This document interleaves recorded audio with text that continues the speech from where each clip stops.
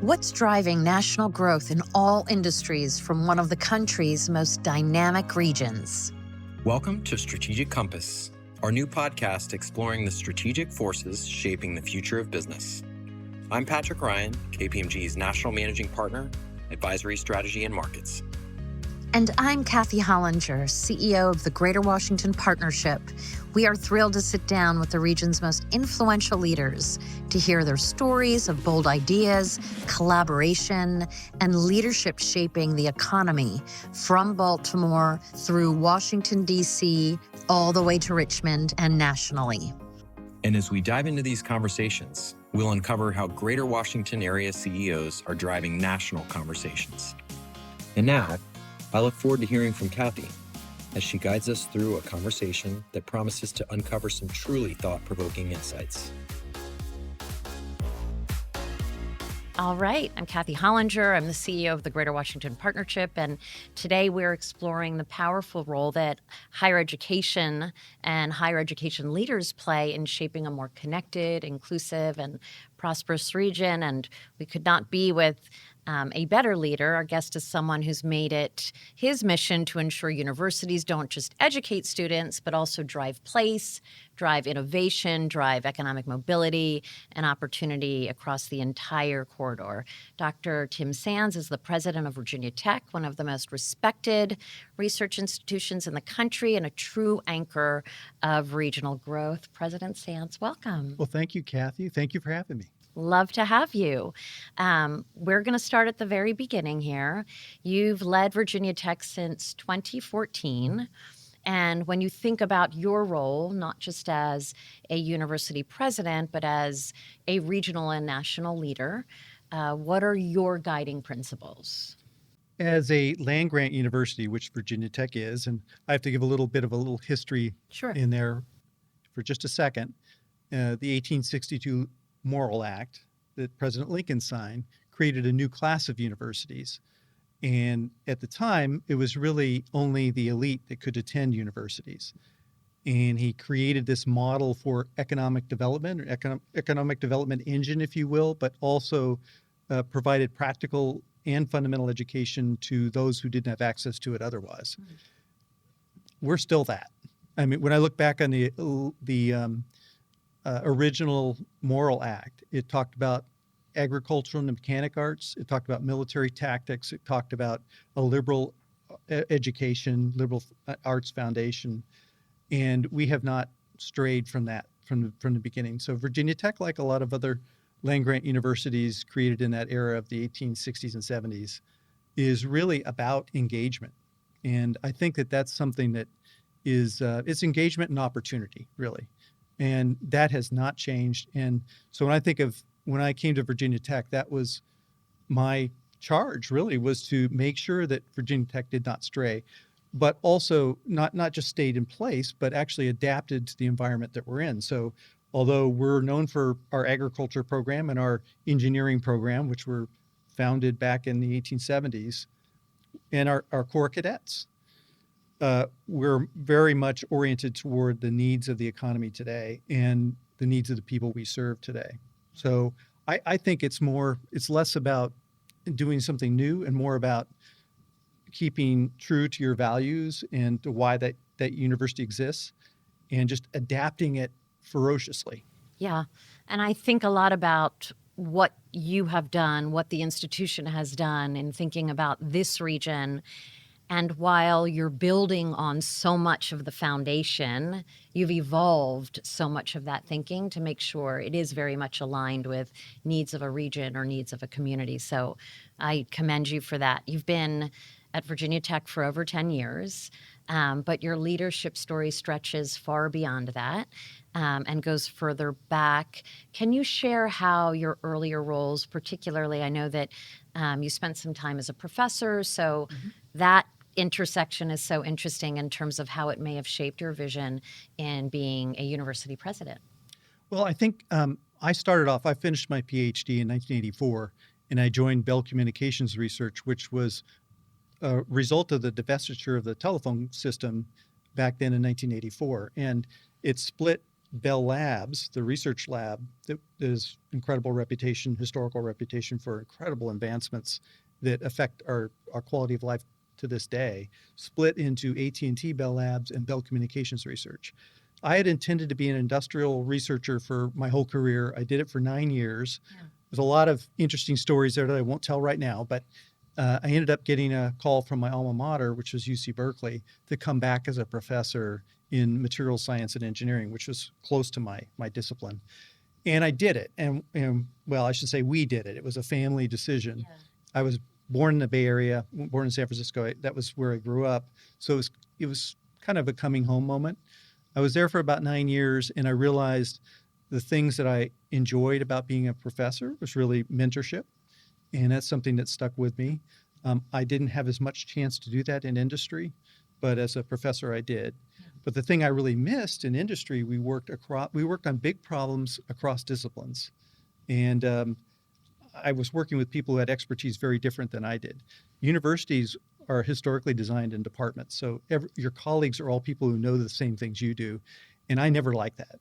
So the next step for me was Purdue University, which was starting a thing called Discovery Park, which is like a university within the university, but completely different model where we had thematic areas that we worked in, but they were engaged with industry, with partners.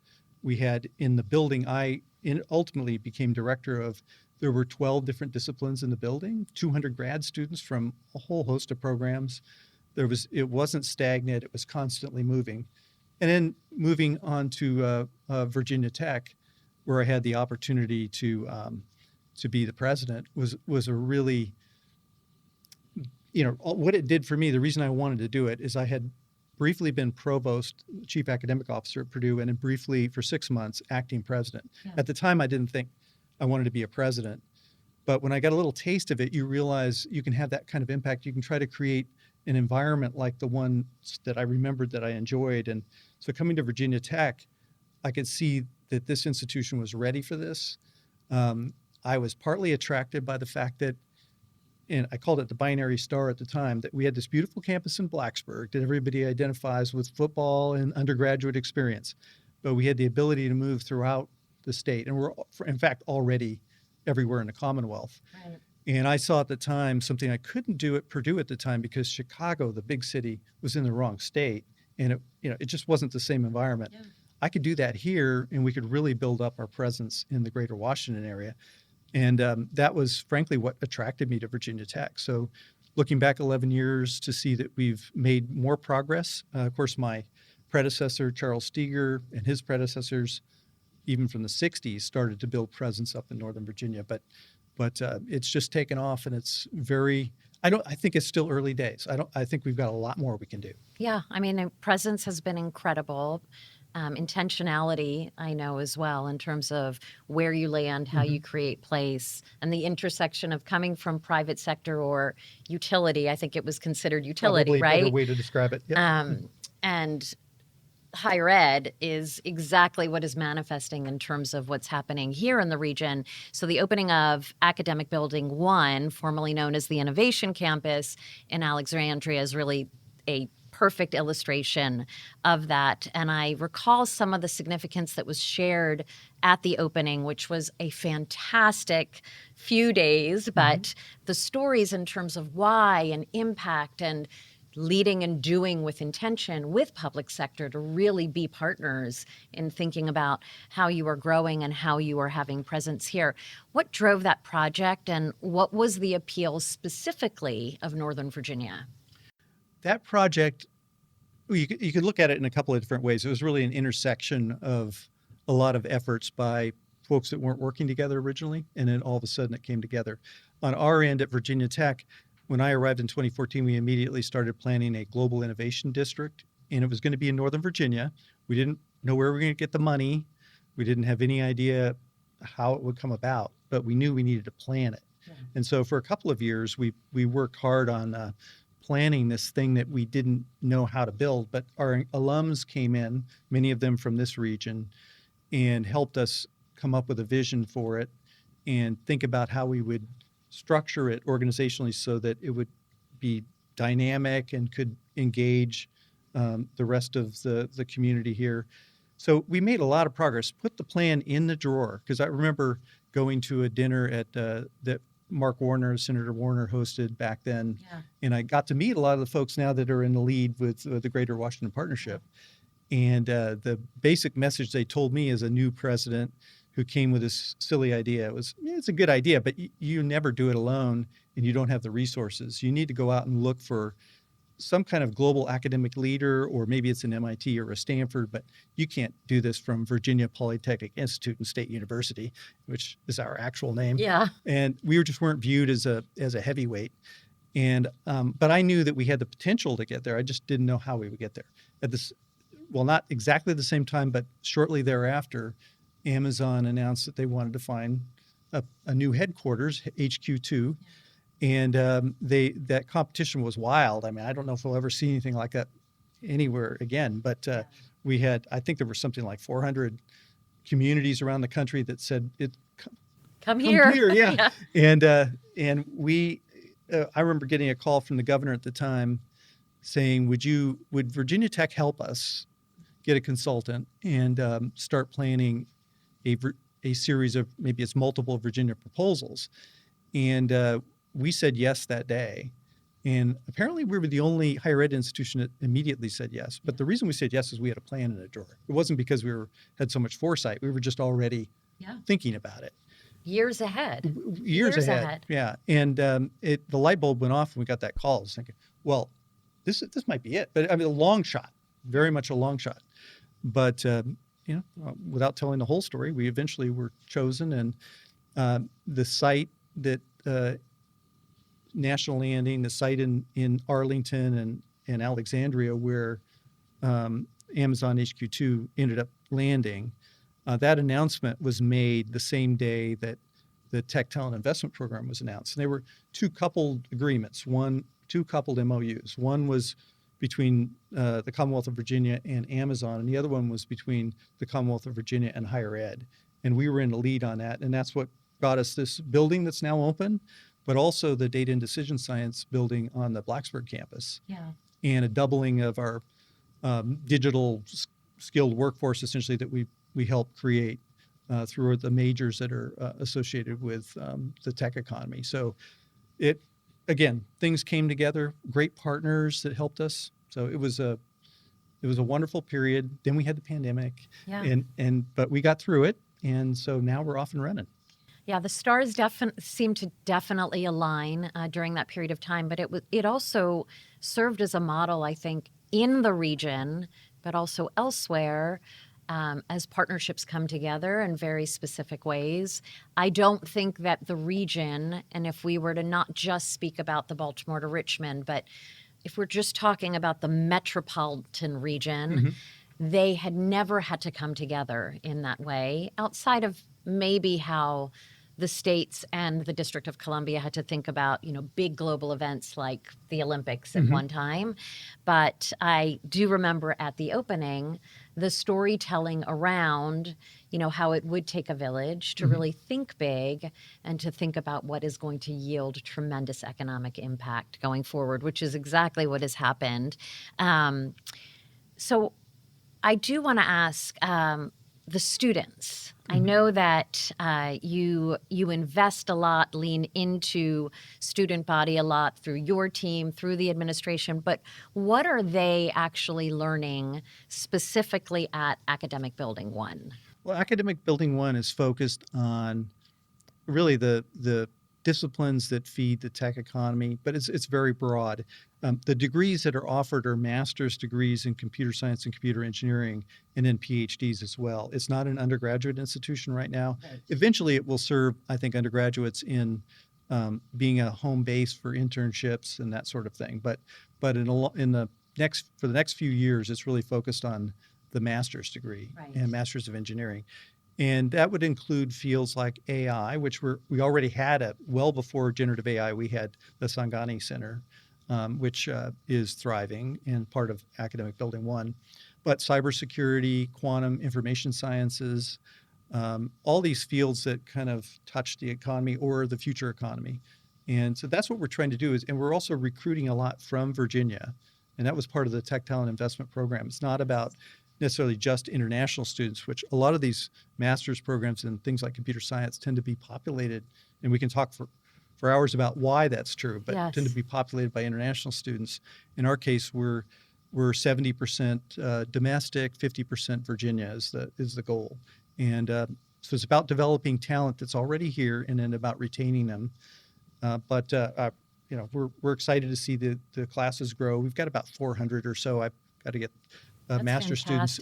We have a capacity for 750 to 1,000. Yeah. So we're going to keep growing it. That's terrific. And as you talk a little bit about, so we have the student body and we talk about the campus, and truly, I will say, such an elevated approach as you think about the campus. What is, as you were a part of the Greater Washington Partnership community, it's a very important conversation right now to think about, the big bets on the future. And as we think about a regional economy that may be slightly adjusted as we think about a future-ready economy, to consider what are the industries that are poised for growth, what are the ways in which we're creating the workforce that is skilled to fuel those industries that are fueled for growth. How do you think about the campus in itself? And I know that you've also evolved in terms of speaking about the campus more as a network and as a hub. Just elaborate a little bit more on how you think about that to align with the direction that this region is going, knowing that we would love to be able to retain those who are skilled here, to be able to invest here, invest their lives, live here, build a life, build a family, build a career. There's a lot there. I know, I'm but, sorry, there is a lot there. It's all good. I think the advice we give students now is they need to be thinking about building skills that are enduring, in addition to the technical skills or the disciplinary skills that they build while they're a student. They need to think about things like communication skills, being able to work in a team, leadership skills, project management. Adaptability is probably the skill we talk the most about. It's a little bit ephemeral, but everybody kind of knows what that means. Yes. Being resilient, being able to take a new problem on and figure out how to attack it.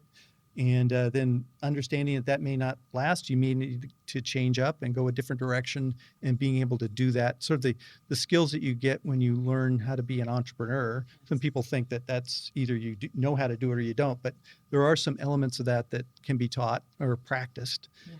We apply the same mindset to the institution itself. So if I think about Academic Building 1, just as a building, first of all, it is designed for interaction. And I've been in buildings like that before, and it makes a huge difference in terms of the kind of relationships you build and the new projects that come out of a very dynamic building. And we're trying to make that happen in Academic Building 1, and it's designed for that. Yeah. But also being adaptable and being able to pivot. So our programs at the master's level are project-based. They're moving toward eventually they'll be almost 50% project-based. And we bring in problems from the street, essentially, from our partners, from our collaborators, and we want authentic problems. We don't want, we made this problem up for you, for your students. We think it'll be an interesting test case. No, we want, what's the hardest nut you're trying to crack? And let's frame a project that actually gets at that. Yes. And so it's a work in progress, but that's the way we're going to stay adaptable as an institution. The other thing I just add is that we're in the process of what I call kind of flipping the university inside out. And part of this it's two things it came from. One is our history as a land grant. One thing that people don't realize if they don't know much about land grant institutions, we were, as I said, created as economic engines and as opportunity engines as well. But for over 100 years, we've been place-based, and you used that term before. We have 11 agricultural research and extension centers that date back about 100 years that are still thriving. I mean, they evolve with time, but they're thematically based on what that local economy needs, and they're located where the people are, where the partners are.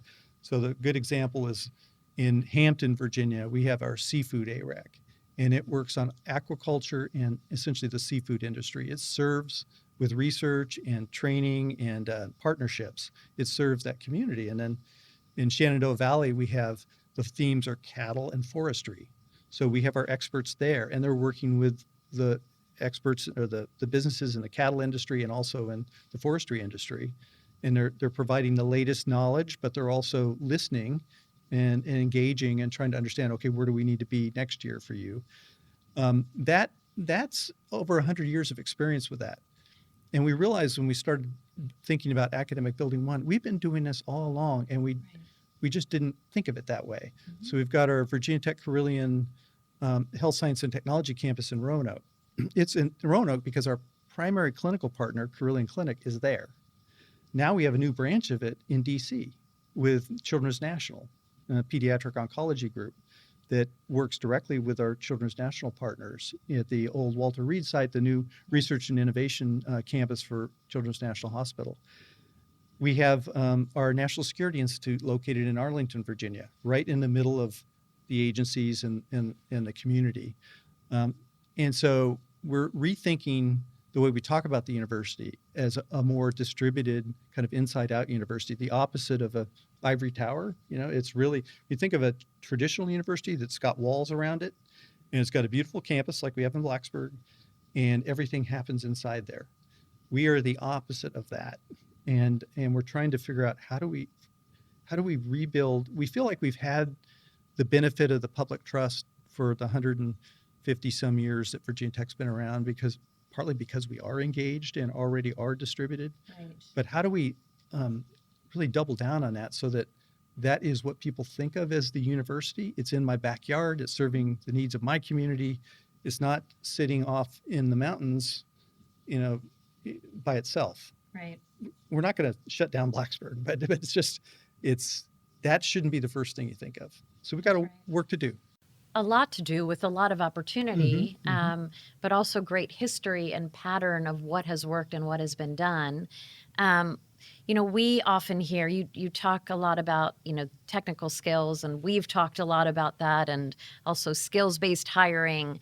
But with technical skills, as they are evolving fast in today's environment, we also hear from our private sector employers often that human-centered problem solving is so critical, as they have attracted a workforce that is highly skilled in terms of technical skills. What was probably lost a lot during the pandemic or after the pandemic was really human connection, but also human-centered problem solving. And that clearly seems to be something that is so valuable, additive, and highly valued as you think about the work that is being done here in this region, but how to prepare learners to be able to show up in industry and with partner employers and organizations that are right here. Yeah, I think this is something that has always been important, but I think people are realizing that now that we really have to educate the whole person and not just give them some skills, some content knowledge. They've got to be real engaging human beings, especially with AI. And there are two books that I've really influenced me. One is The Fuzzy and the Techie by Scott Hartley, and he came out and visited us. He wrote it in, I think, 2017 or something like that. So before generative AI became a big deal. And he was really talking about a term that they use, full stack human, which I think is a great term. Yes, I like that. If you're kind of a computer science nerd, I know what that means. And the book Robot Proof by Joseph Aoun at Northeastern University, who also wrote that book before generative AI and has rewritten it. So we've had both Scott Hartley and Joseph Aoun on our campus in Blacksburg talking with the students and with our faculty, because they have different, maybe slightly different ways of describing it, but they're both describing exactly the same thing. How do you make someone robot proof? How do you take advantage of all these layers of skills that people need now? And I'm very optimistic. I think, people are worried about AI sort of coming in and cleaning house and, there's not going to be any jobs left. I think there'll always be a place for people who can work between the human interaction skills and in the machines. Yes. That interface is going to need help for forever. It's just the interface will move with time, but and people will have to move with it, but Yes, it'll work. I would agree. I mean, I think I am also very optimistic. I think that I really do think it's an added tool as we think about our full self as a contributor to a company, organization, a community. Of course, there's always vulnerabilities, and I think if we are best prepared to think about those, there is no replacement for the human contribution. But if it can be sharpened, if it could be additive with the tool, I think it just creates a stronger, better contributor. I do want to talk about talent and retention here in our region. I know that you're building this incredible pipeline of talent, and what we want for learners is to be able to land anywhere and everywhere to ensure that their full potential is met. But how do we ensure that talent stays in the region, and I would say in the broader corridor as we think about Baltimore to Richmond? I think the key for universities, I think, and this is in partnership with employers, is what I might call work integrated learning, and that starts immediately. So, and I had a chance to address our 7,100 freshmen a few days ago. It was supposed to be an athletic spirit rally, but I took 2 minutes to encourage them as freshmen, as first-year students, to start thinking about how they're going to build those skills and what kind of experiences they need to have, whether that's internships or working as an apprentice or working in a undergraduate research in a laboratory. Let's put you in an authentic setting as early as possible. And I think that's the sort of thing that creates roots. That if I go and do, as I'm say a third-year student at Virginia Tech, and I'm already on my second internship with a company or in an industry that is well represented here, I'm going to have a network. I will have the skills, and I'm going to know where to live and what I want to do. And the real problem is when a student graduates and they haven't had those experiences, then they just kind of throw their hands up and say, I guess I got to go find a job. They don't have any roots other than their family. And often we recruit a lot of students from out of state. We've got 65% that are Virginians, so that's the majority, but there are 35% coming from somewhere else in the world. I think the big opportunity is with them and getting them to stay. Not that, we definitely want to focus on the Virginia students, but that group has historically taken off, and it's because when they get an internship, they get an internship in California, the internship in Texas. Let's make sure we keep them here so that they have an experience and build up a network here and feel like this is a place where they could ultimately raise a family or have a career. And because it's a very attractive place. It's very diverse from Baltimore to Richmond. There's every kind of living environment. If you want to raise horses, you can have a horse farm and still be in the middle of it, or you can have an urban lifestyle. And it's just a huge opportunity for the region, I think, is to retain talent through work integrated learning. There are other, more general things that need to happen in the region that I know the Greater Washington Partnership is very focused on. But universities, that's the thing we can do with our partners that's very straightforward and takes a lot of work because you have to build those opportunities in, and you have to find willing employers who are not just wanting to screen future employees, but who really want to be part of the educational process. That's right. And we've talked about this again because this is a topic that we've talked about a lot together, but with, other leading employers across the region. There's so much value in starting the journey early for the learner with an employer, but having a university think about that connectivity. I know that there's been a lot of discussion in this region around how do we get students more directly in front of employers as they start their journey versus the stress and angst for a learner towards the end of their journey. But what are some ways in which I would say Virginia Tech in particular thinks about putting an employer in front of a learner at the early end as they start their journey and their learning journey at the university? Well, there's a lot of avenues that need to be pursued there. It's not one answer. Right. It's everything. We talk a lot to employers about trying to get them into the fold of this idea that the students are, we want them to be partners in the development of those students, partly to retain them in the region. And yes, we want you to take them on and get to know them and decide which ones you want to employ. That's been a traditional way. But there are so many barriers. Like for a small company or a startup, they're not going to have the HR resources to do that, and they may be not have the bandwidth to do it. So how do you overcome that? And the Virginia Talent and Opportunity Program that was started several years ago in the Commonwealth with funding from the General Assembly has really helped to address those issues. But it's had to evolve. So now it's the part that's employer facing is now in the Virginia Economic Development Partnership. It's shifted from SCHEV, the kind of the higher ed group, over to that. Now SCHEV is focused on building up our career centers and making sure the campuses are equipped. So there's a little bit of everything. I think eventually building more flexible schedules for our students so that they can take on an off-site responsibility. That used to be that way back when the schedules we had a quarter system or a trimester system that allowed co-ops, these multiple internship programs where you're actually off campus for about a year in a couple of different shifts.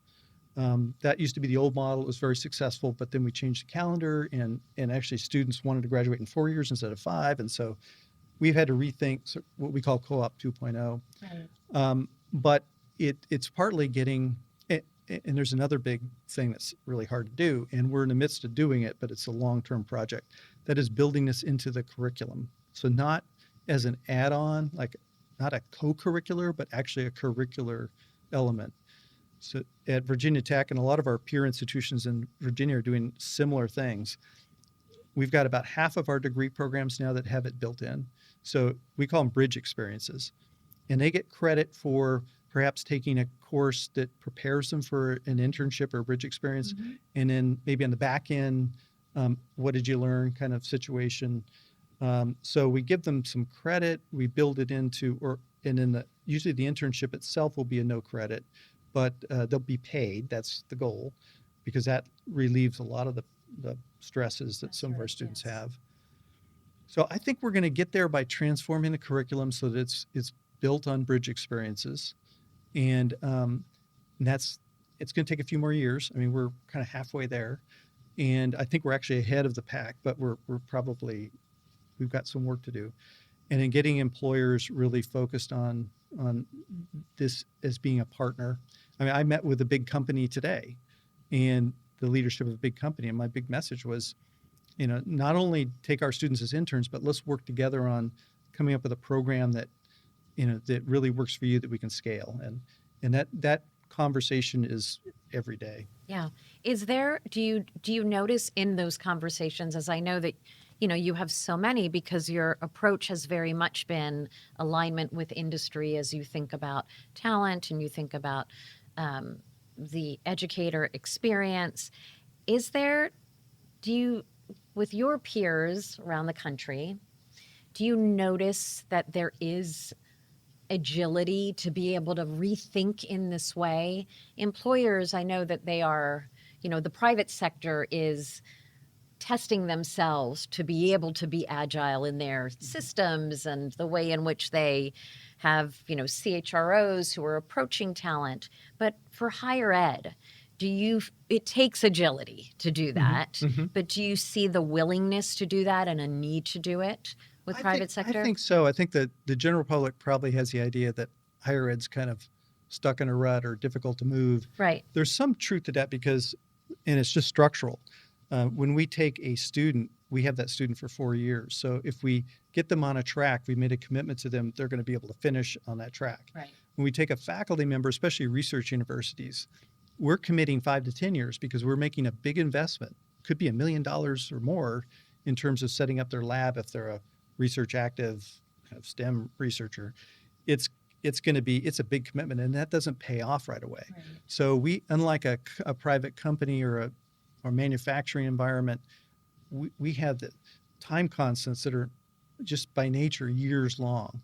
But we can be agile. And one of the things I'm really impressed with in Virginia is the Virginia Council of Presidents. This is all the public university presidents got together, it was 2022 or so, and said, okay, we're going to make a promise that every student who wants a paid internship is going to have one at our institutions, and we're going to get there as soon as we can.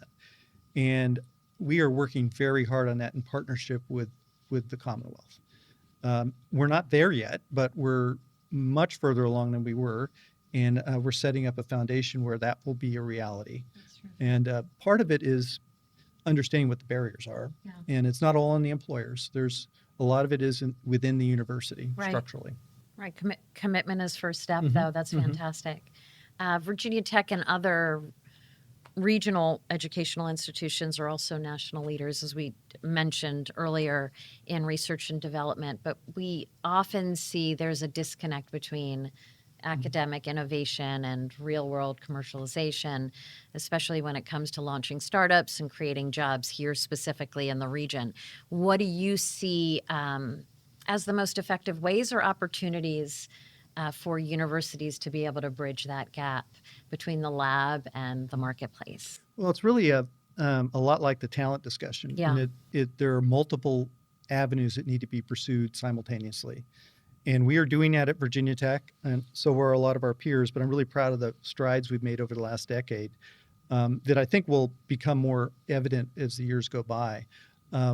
When I came to Virginia Tech, I noticed that we were not very invested in entrepreneurship or in commercialization. And we had the necessary units. We had our tech transfer unit that Bayh-Dole Act requires, and we had interested alums in entrepreneurship, but things have really gelled. One of the first things that happened was our alums came together and started this thing called the Apex Center for Entrepreneurs. It had another name in the beginning. That's now, I think, over 10 years old or so, and it was really several alums who then rallied others, and they started helping us create environments for students to learn entrepreneurship.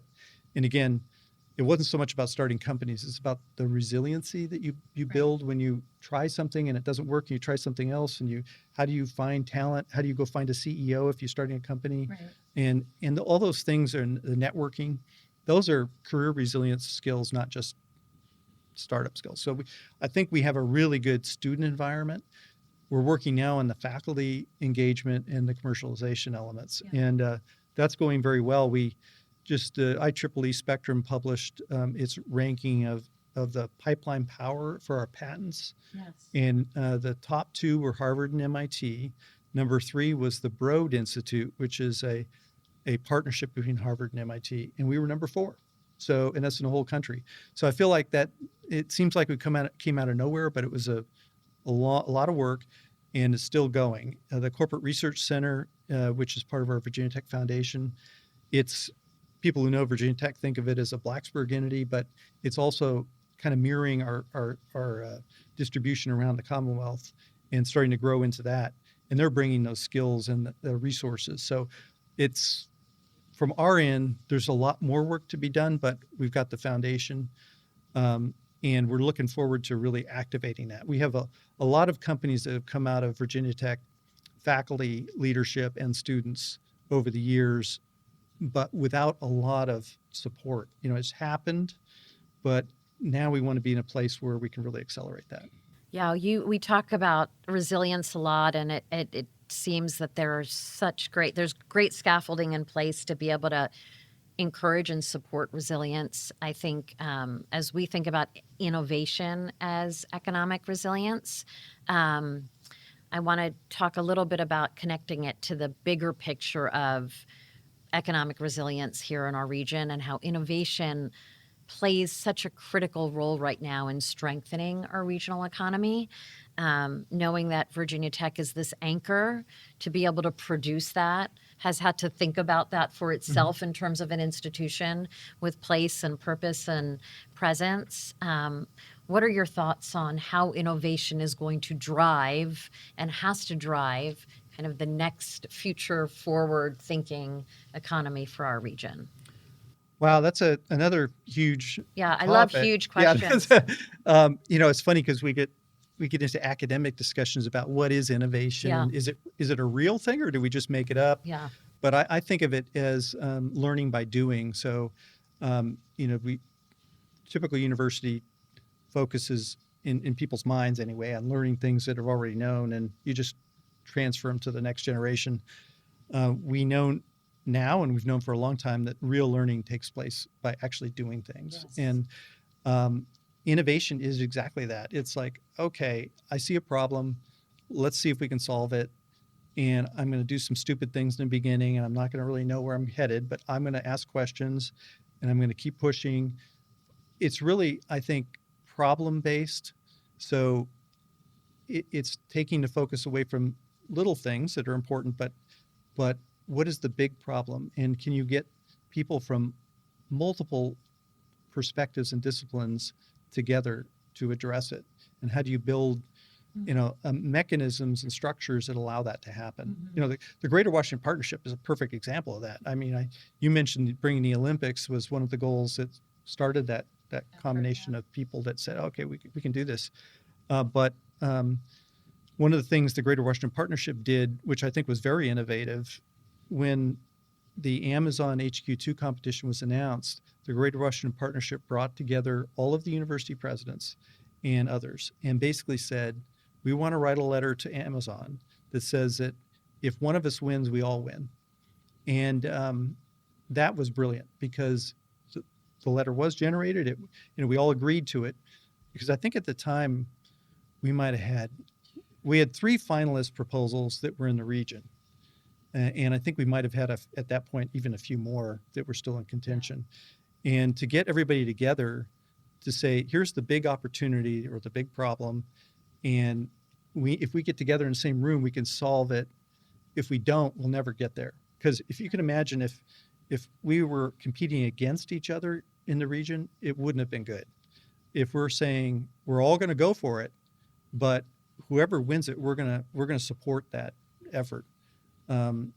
It sent a completely different message. So thinking big, which GWP certainly does, our universities have to think the same way, and we can't be shy. We can't keep it all inside. So we've got to partner not only with other universities. In some cases, we need to partner with international partners. That's right. If they have talent that we don't have, we need to go get it. And we have to really be serious about asking the right questions. So if we're trying to solve a problem, you've got to know the people that you're trying to solve the problem for. And that's something that, Virginia Tech, we take very seriously. Our motto's PROSM, and has been since the 1890s, that I may serve. And so you can't serve a community unless you actually know the community and you listen to what they need. And that's half the battle. We in traditional university settings, we think of some general problem and or ask a question and we go off into a corner and try to solve it. But in an innovative environment, you don't do that. You try to understand the problem, and you want to hear what the community's sense of it is, and you want to keep in touch with that. And you got to be willing, if you start off in some direction and it's not panning out, you got to go back and ask, well, what did we do wrong here? Redirect us. That's right. And you got to be willing to change and dump whatever you did and just go for it. We talk about innovation a lot internally within our organization. Same thing. What does it really mean? How are we applying this?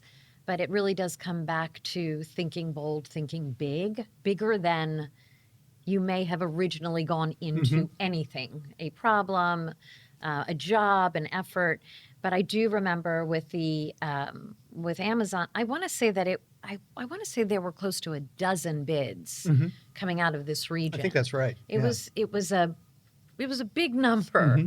And the question always is whether it's an Amazon opportunity, whether it is a global, effort that can drive significant economic growth like the Olympics or FIFA or whatever it may be, is tech hubs were just a couple of years ago, is what do we have to lose? A lot. We have a lot to lose if we can't come together and think about how we can all win together. Because 12 bids can die, but one with everybody rallying around it can win, but it also can result and ripple in a winning for everybody. And that's exactly what happened. Yeah. I remember from, people who were at the partnership before my time speaking about that meeting with university presidents. I know that we are tight on time, but I have two final questions. One is, I do think that we talk a lot about leadership today being in a very interesting moment in time for the region and the country, private sector, higher education. As you think about qualities that are so critical to what leaders may need or should consider today, what are a few of them that you think are very important, regardless of what sector they are leading in? Well, my thinking on that has evolved a bit, maybe sharpened a bit, because everybody has kind of an innate leadership style, and there's some traits that leaders have that are not helpful, and some that are really incredibly positive. And you don't know which ones you have until you test it. Which of my personal preferences in the way I lead are actually helpful, and which ones are detracting from my leadership, for example. And if no one tests you, you just don't know. I think the environment we're in right now. One thing I reflect on quite a bit, and it's something that is one of my characteristics, but I didn't really think about it seriously, and I've seen it in others as well, and that is steadiness. Just trying to keep the rudder, from taking you off in one direction or another, getting stuck in an eddy current. There's so many distractions right now. You could get, and I talk to this with our board members and leadership team all the time. Yeah, there's an emergency over here.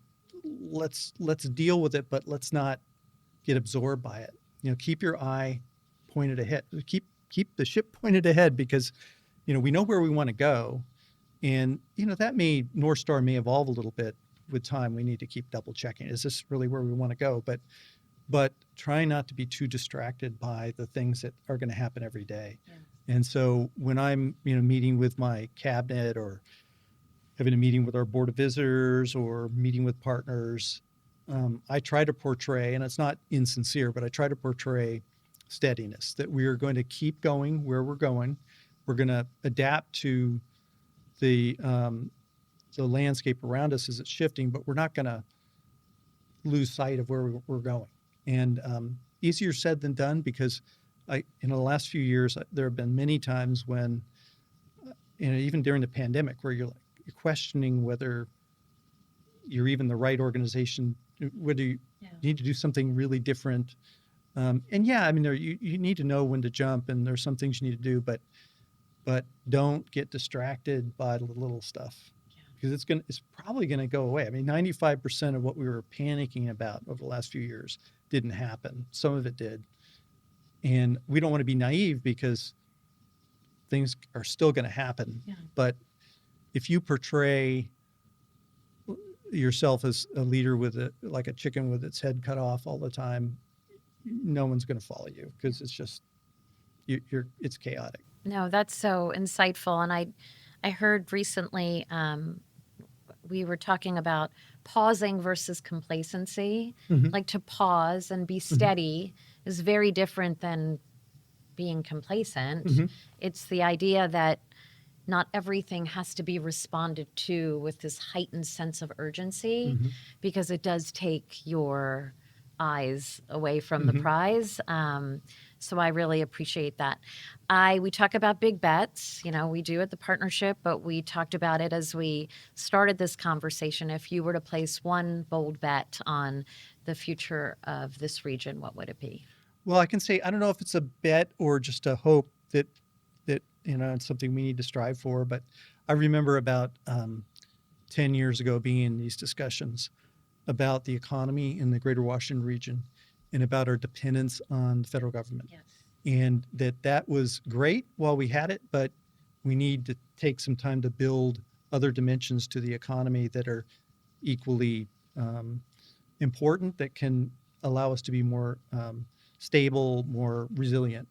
And I think that's still the vision that I would want to have for the region, that we can become not independent of the federal government. That's been a great asset for the region, but that isn't the only thing in town. And so when we think about entrepreneurship and commercialization, and these are things that our focus ought to be not so much directly on the federal government. There's no way we can avoid the fact that it's going to impact the relationship with the federal government, but we really do need to be resilient and need to be thinking about other parts of the economy and really building those up. So that's probably my number one thing. The other hope, and this has always been, I know the Greater Washington Partnership has really been focused on inclusive growth, and our university's been focused on that too. And it's really about bringing people into the fold that maybe were not engaged. Right.